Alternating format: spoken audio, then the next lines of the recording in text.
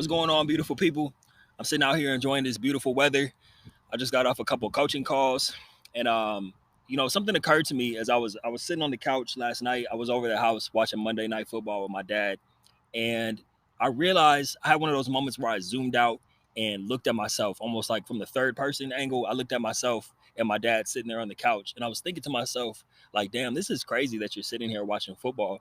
Because I remember 6 or 7 years ago when I first graduated and came home, I could not watch football at all. It was almost like, you know how people say a joke is too soon? Like, oh, it's too soon for you to make that joke. Like, me watching football, it was too soon for me to be watching football in my life. It was almost like throwing salt in the wound, because anytime I would watch the game after I graduated, it was a reminder that I would never play again. I would have all these regrets about the way my career ended and how I wish it could have been this way and that way, and I had all these resentment towards coaches, all these things that were popping up every time I would watch the game.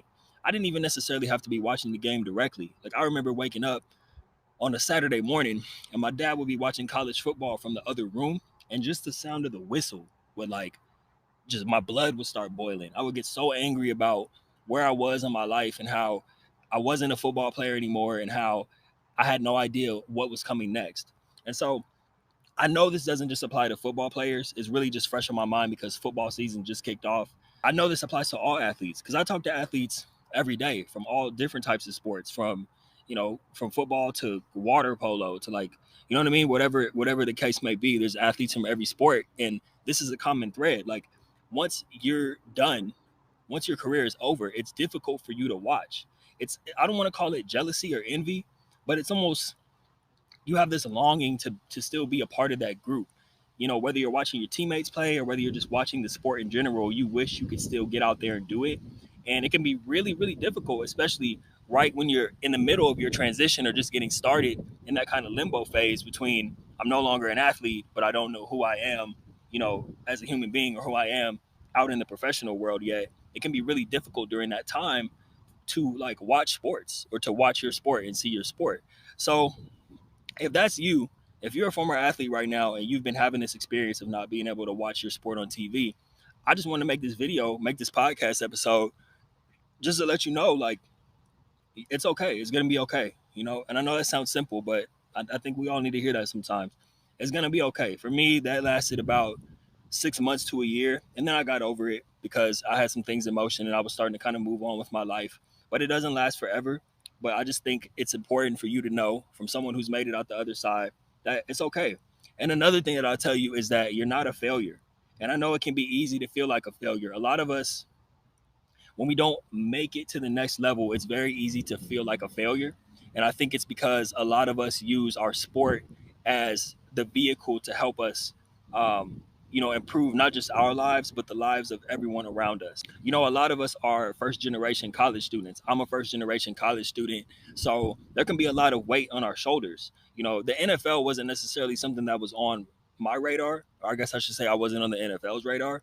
But but it's still me being the first person to go to college. I had this idea or this vision of myself that I was going to change the trajectory of my family history. I was going to be the one to do something great and do something big, and be able to, give back and thank my family for all the things that they did for me and all the ways that they helped me, right?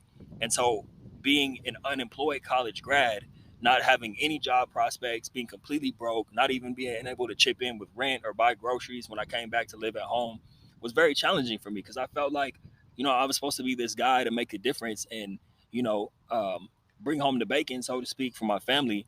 And that didn't happen. And so if you're not a former athlete, I think it's important for you to understand that because a lot of people, I see people leave comments all the time like, oh, boo hoo, you're done playing your sport. Or like, you can't play with your ball anymore. Like, get over it. You got to understand, for a lot of us, it's a lot bigger than just playing the game. We're talking about an opportunity. This is an opportunity that we felt that we have to make a difference for our families. And, this is a part of a community that we're a part of. And this is an identity that has literally shaped most of our lives since we were knee high.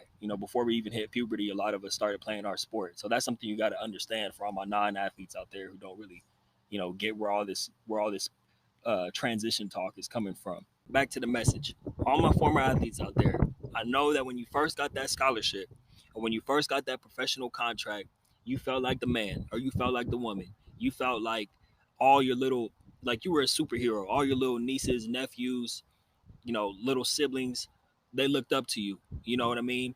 And it's easy to feel like once you're done playing, you kind of have that fall from grace where it's like, who am I now? But I'm here to tell you firsthand that all those people that looked up to you, even people that are older than you, look up to you. You know what I mean? All those people who looked up to you when you were balling are still looking up to you, and they're waiting to see what you're going to do next. And you have an opportunity to show them that you can be great at just more than one thing in your life. Obviously, you can no longer use your athletic ability to get you where you want to go. Now you got to use your mind. And that's where the fun comes in, because this thing keeps growing. Your body's going to break down. Eventually your athletic career, even if it ended prematurely or ended, it didn't end the way you wanted it to, it was going to come to an end eventually. The thing about this is it never stops. It never stops expanding. It never stops growing. So you got the best days are ahead of you. You know what I mean? And once you can lock in on what it is that you want to do, that's when you really become unstoppable. And I think when you're in the process of trying to figure out what it is that you want to do, remember who you're doing it for, because it can be really easy to get caught up in thinking about doing things just for money. Money's always going to be there, but the thing that a lot of people don't understand is that money comes as a byproduct of hard work. And if you're not doing anything that you're willing to work hard for, you're not going to get that money. And while you're working hard at whatever it is that you decide to do next, try to keep in mind, thought there was a bug on me. Try to keep in mind all the people who are still looking up to you. Keep in mind all the people who are counting on you. So if you wanted to go to the NBA because you wanted to buy mama a new house, but your hoop dreams didn't work out, you can still buy mama a new house. You just got to figure out how you're going to do that. That's one of my goals. I want to help my mom and dad pay off their house. I want to help retire my parents early. See, but I'm doing it in a way that I can work hard at something that I enjoy. I just did 15 calls right now at this park. 15 phone calls. Some of them were networking, some of them were coaching calls, some of them were potential business opportunities. If you would have told me 6 or 7 years ago that I would be sitting at the park getting paid to make phone calls, I would have told you were crazy. But I stuck with it. I realized this is something I enjoy doing. I enjoy helping people. I could talk about, life after sports all day. This is something that I enjoy. So I'm good at it. And opportunities come my way because I'm good at it. So whatever it is that you enjoy doing, try to figure that out. And that's where the opportunities are going to come, because you're not going to get burned out. You're going to work hard at it, and you're going to keep in mind why you're doing it. The same reason that you were excited when you got a scholarship, the same reason that you were excited when you got a professional contract, is the same reason that can help motivate you and help push you when you're working on your next chapter. All right, that's it for today, guys. I'm going to turn this thing off before I get too long winded. I love you guys. I'll talk to you next time.